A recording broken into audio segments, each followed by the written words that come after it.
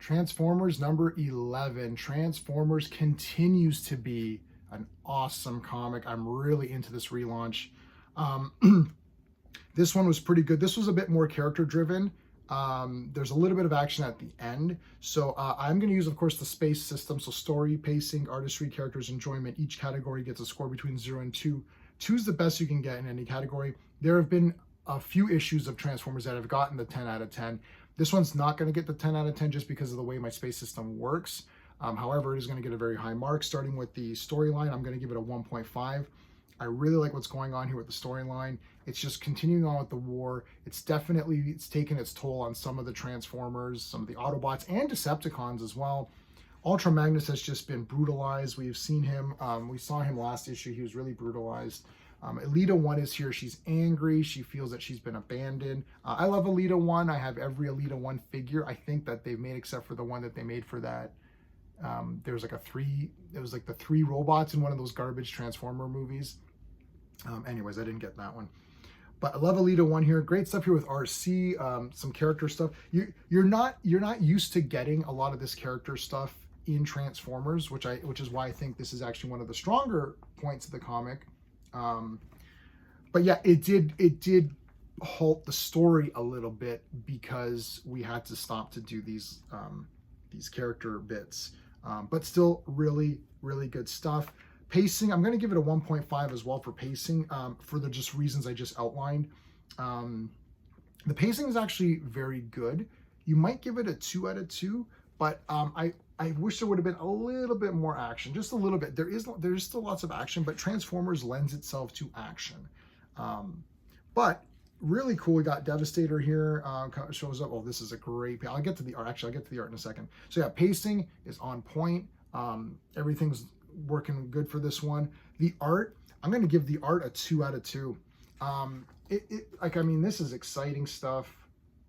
It's really done well. At first, I wasn't exactly, dying over it, but now I'm used to it. Art's one of those things, you get used to the comic looking a certain way, and it's always brutal when they change artists, because you get used to someone, right? It's like after Kurt Swan's Superman for your entire life, people literally could have been born and, died while Kurt Swan is doing Superman. Then you see other guys, you're like, it's not Superman, right? But then you get used to it and you're like, okay, I like it. And then you're like, yeah, John Byrne, Superman, that looks cool. And then John Byrne's not doing it. You're like, oh, who's this guy now, right? But I like the art here. It's really good. While I'm on the subject of art, I do want to mention my channel sponsor, which is beardedshirts.com. This is my favorite shirt that I have, which is a Superboy print all over from Legion of Superheroes. I absolutely love it. There's a Legion down there. They do great stuff. I don't know if they have any Transformers shirts yet, but their library is expanding. They've got tons of DC, tons of Marvel, X-Men, all that kind of great stuff. So check them out in the link below. Let them know that J-Man sent you over. What are we talking about here? Let's talk about the characters. I'm going to give it a 2 out of 2 for the characters. As I said, this was a character-heavy comic, and they did really well with the characters. You got to see their feelings. Elita 1 especially, RC especially, even Carly. Carly, I think, leveled up a lot more in this one. She's like, I want to go help Cliff Jumper. And she and Cliff Jumper didn't see eye to eye because of things, but, she wants to help because she's a good person. Love the stuff here with Spike. You got Beachcomber here as well. I just recently bought Beachcomber, the figure, just because of this comic. I was like, I like Beachcomber. Let me get him. So I bought him at the last show we were at.